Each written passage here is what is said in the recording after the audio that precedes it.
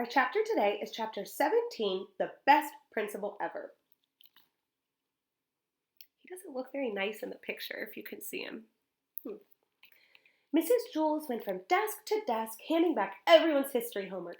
"Nice job, Eric," she said to one of the Erics. "Well done, Eric," she said to one of the others. "You better study the history of cabbage," she told the third Eric. "The ultimate test is coming." The third Eric, naturally, was Eric Ovens. He thought he knew all about the history of cabbage, and he felt bad when he saw his homework grade. Then he realized Mrs. Jules had given him Eric Bacon's paper by mistake. It turned out Eric Bacon had Eric Fry's homework, and Eric Fry had his. It's confusing. They switched papers. Mrs. Jules moved on. "Nice job, Dee Dee, although your paper smelled somewhat strange." Remember, I think she spelled feet sauce on it. She stopped at Jason's desk and shook her head. "Ugh, I was very disappointed, Jason." "Sorry," Jason muttered. He could barely hold his head up. "I was up reading all night." "He'll never finish his book," Mrs. Jules said, Allison. Suddenly, the classroom door swung open and banged against the wall. Everyone turned to see Mr. Kidswatter. "Good morning, children," he said. They stared at him. He had never been inside the classroom before. Mr. Kidswatter loudly cleared his throat. "I said, good morning, children." Mrs. Jules hurried to the front of the classroom and waved her hands like an orchestra conductor. "Good morning, Mr. Kidswatter," the children said in unison. The principal smiled. "What's all this?" he asked, pointing to 27 plastic containers stacked against the wall. "Toenails," said Paul. "Also fingernails," added Leslie, so the principal wouldn't think the class was so weird. "Well, I'm glad to see you're doing important work here," said Mr. Kidswatter. "Would you like to donate a toenail, or maybe a fingernail?" asked Mrs. Jules. Mr. Kidswatter curled his fingernails as he examined him. I'm still using mine.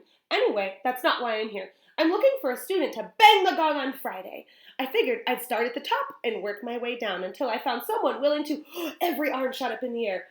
Calls of "pick me" and "ooh, ooh" could be heard from around the classroom. "Oh," said Mr. Kidswatter. "I guess this won't take me as long as I thought." Me, begged Baby, stretching her arm up high. "No, me, urged Dee Dee.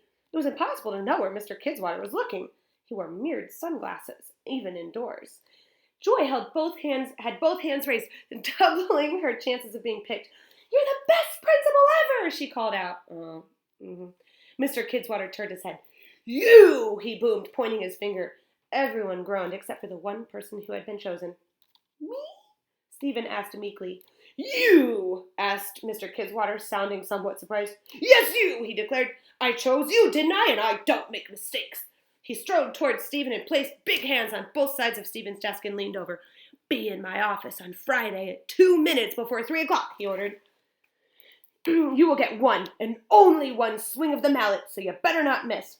You must hit the very center of the gong at exactly 3 o'clock. Not a second early, not a second late. There are no second chances." Stephen's right leg was shaking. The principal straightened up and headed toward the door. "Goodbye, children," he said. He stopped. He waited.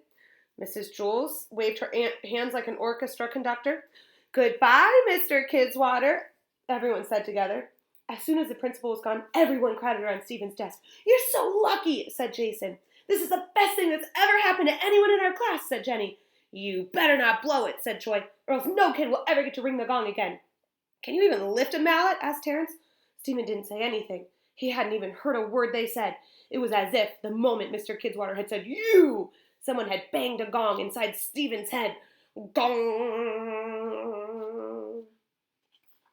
We remember from the beginning, one of our earlier chapters, that Lewis suggested that a kid gets to ring the gong. And if you remember, they said it was the worst decision that the principal ever made. So we'll see what happens.